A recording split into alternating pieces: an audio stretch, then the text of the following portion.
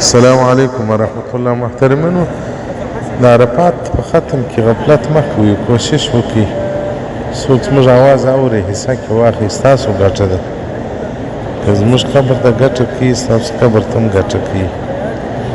دا د روژې د 20 په ختم کې خلک ښه کومک کوي، ښه حصه اخلي.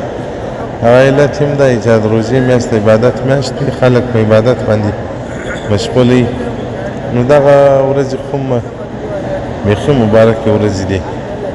د عرفات ورځ په ټول کال کې هغه بهتره ورځ د عرفات ورځ ده. که یو سړي ښځې ته طلاق ورکړي چې ته په هغه ښه ورځ پر ما طلاق یې، نو ټول کال نه طلاق کېږي. که عرفات راورسېدی ورباندې طلاق کېږي، یعنې افضل الایام ده.